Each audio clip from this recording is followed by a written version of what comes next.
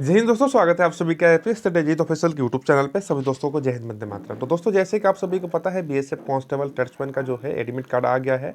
जो written exam का admit card है उससे आ गया है। बहुत सारे बच्चों ने डाउनलोड कर लिया है। अभी तक आपने अपना एडमिट कार्ड डाउनलोड नहीं किया है तो नीचे डिस्क्रिप्शन बॉक्स में लिंक है, जहाँ से आप क्लिक करके देख सकते हैं कि आपको किस तरीके से एडमिट कार्ड डाउनलोड करना है। दोस्तों, आज के इस वीडियो में जानेंगे कि आपको रिटन एग्जाम के समय आपके पास कौन कौन सी डॉक्यूमेंट होनी चाहिए, आपकी एग्जाम कितने बजे है, आपकी रिपोर्टिंग टाइम कितने बजे है, और एग्जाम के समय आपको किन किन बातों का ध्यान रखना है, और जिनका एडमिट कार्ड डाउनलोड नहीं है उनको क्या करना है। आज के इस वीडियो में आप सभी को बिल्कुल कंप्लीट जानकारी स्टेप बाय स्टेप बताने वाले हैं। बहुत सारे बच्चों का कमेंट आ रहा था कि सर, जो रिपोर्टिंग टाइम है वो समझ में नहीं आ रहा है कि हमारा रिपोर्टिंग टाइम कितने बजे है और हमारा जो एग्जाम कितने बजे से शुरू है।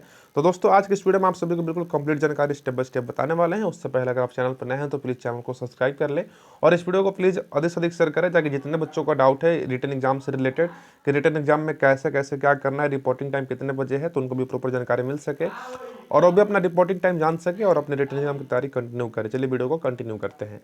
तो दोस्तों, जैसे कि आप स्क्रीन पर देख पा रहे हैं, यहाँ पे लिखा गया है आपका जो एग्जामिनेशन डेट एंड टाइम। तो सबसे पहले आपको यही देखना है। तो यहाँ पे जो लिखा गया है 4 दिसंबर को इनका रिटन एग्जाम होने वाला है।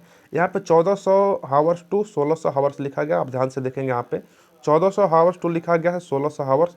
तो दोस्तों, यहाँ पे 1400 हावर्स का मतलब है 2 बजे और 1600 हावर्स का मतलब है 4 बजे, यानी 2 से 4 बजे तक आप सभी का रिटन टेस्ट होने वाला है। 2 बजे आपके पास जो कॉपी है और क्वेश्चन है आपको मिल जाएंगे। 2 घंटे का समय मिलेगा 100 क्वेश्चन सोल्व करने के लिए।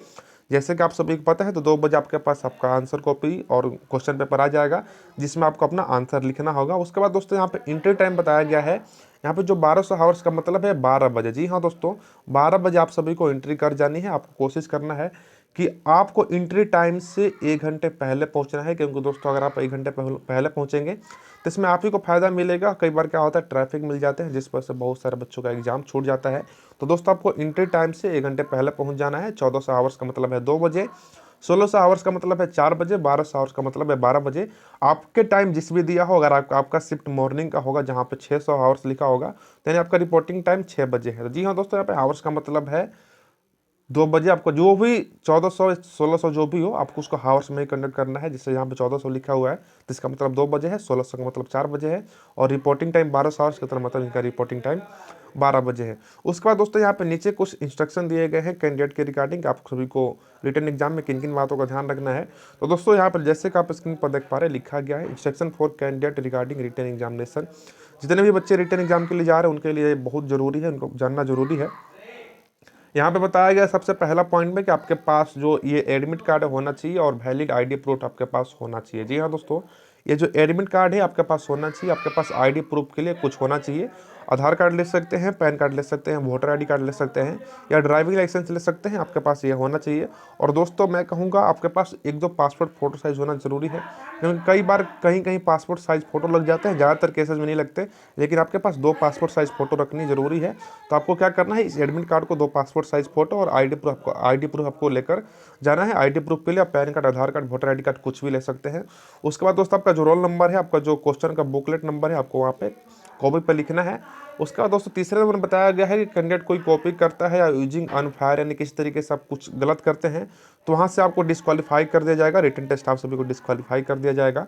उसके बाद दोस्तों, यहाँ पे लिखा गया है department will not be responsible for any injury.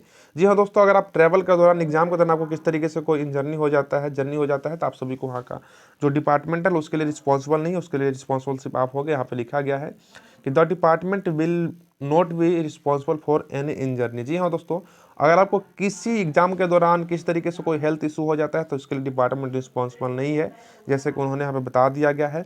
और दोस्तों, यहाँ पर मोबाइल फ़ोन, कैलकुलेटर विल भी, जिस तरीके से कोई टेक्नोलॉजी वाली चीज़ें एग्जामिनेशन हॉल में अलाउ नहीं है, अगर आप ऐसे ले जाते हैं तो आपको वहाँ से बाहर कर दिया जाएगा।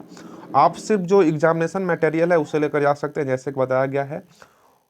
वहाँ पे लिखा गया है only written material like clip board, blue और ब्लैक बॉल पेन। जी हाँ दोस्तों, आपको किसी तरीके से कोई इलेक्ट्रॉनिक डिवाइस रिटन टेस्ट में लेकर नहीं जाना है। मोबाइल नहीं ले जाना है, कैलकुलेटर नहीं ले जाना है, जो भी आपके किस तरीके से ब्लूटूथ वगैरह कुछ लेकर नहीं जाना है। अगर आप पकड़े जाते हैं तो आपको वहाँ से बाहर कर दिया जाएगा और पुलिस के हवाले कर दिया जाएगा। तो दोस्तों, आपको बिल्कुल चीटिंग करने की कोशिश करनी ही नहीं है। तो आपको बिल्कुल से आप ब्लैक या ब्लू पेन लेकर जा सकते हैं, रेजर लेकर जा सकते हैं, पेंसिल लेकर जा सकते हैं। इसके अलावा दोस्तों, आपके पास किसी तरीके से कोई इलेक्ट्रॉनिक डिवाइस नहीं होना चाहिए। और दोस्तों, यहाँ पर एक बात क्लियर मेंशन किया गया है ऑप्शन नंबर 7 में, पॉइंट नंबर 7 में, अगर आप एक बार एग्जामिनेशन हॉल में प्रवेश कर जाएंगे तो आपको फिर बाहर आने की अनुमति नहीं है जब तक एग्ज़ाम ना हॉल ख़त्म हो जाए। तो दोस्तों सबसे पहले आपको ध्यान रखना है, आपको एग्ज़ाम हॉल में जाने से पहले अगर आप फ्रेश होना चाहते हैं तो फ्रेश होकर ही आप सभी को एग्ज़ाम हॉल में जाना है। दोस्तों अगर आप एग्ज़ाम हॉल में एंट्री कर जाएंगे फिर आपको वहाँ से बाहर नहीं निकलने दिया जाएगा। उसके बाद दोस्तों यहाँ पे बताया गया है, उसके बाद दोस्तों यहाँ पे ऑप्शन नंबर 8 में बताया गया है कि आपका जो क्वेश्चन पेपर होगा उसमें आपको इंस्ट्रक्शन दिए गए होंगे किस तरीके से आपको क्वेश्चन सोल्व करने हैं, किस तरीके से आपको जो OMR शीट है उसे फिल करनी है उसमें बताए गए होंगे। लेकिन दोस्तों मैं एक अलग से आप सभी के लिए वीडियो यहाँ पे बना दूंगा। उसके बाद दोस्तों यहाँ बताया गया है कि आप सभी को 15 मिनट पहले चला जाना है रिपोर्टिंग टाइम से पहले। लेकिन दोस्तों मैं बोल रहा हूँ आप 1 घंटे पहले रिपोर्टिंग टाइम पर चला जाना, और जो कोविड-19 का जो गाइडलाइन है गवर्नमेंट का, इससे आप सभी को फॉलो करना है।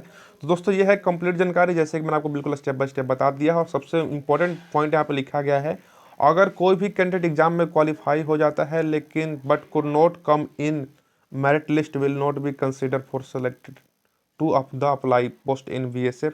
अगर आप रिटर्न एग्जाम में क्वालिफाई कर जाते हैं, अगर आपका मेरिट लिस्ट नहीं बनता है तो आप इसके लिए सेलेक्टेड नहीं होंगे, आपने जिस भी पोस्ट के लिए अप्लाई किया है।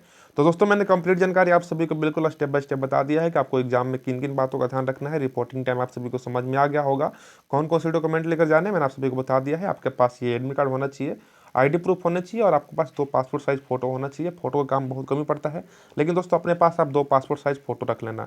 और दोस्तों जिनका एडमिट कार्ड डाउनलोड नहीं हो रहा, उनका ID पासवर्ड गलत हो रहा है, तो उनको ट्राई कर लेना है। और 1-2 बार ट्राई करेंगे उसके बाद लॉगिन हो जाएगा। 1-2 बार ट्राई करने के बाद भी लॉगिन नहीं हो रहा है तो दोस्तों मैं आप बहुत जल्द ही जस्ट वीडियो अपलोड करने वाला हूँ, जिससे आप सभी पता चल जाएगा कि इसका जो ID पासवर्ड है किस तरीके से फॉरवर्ड करना है।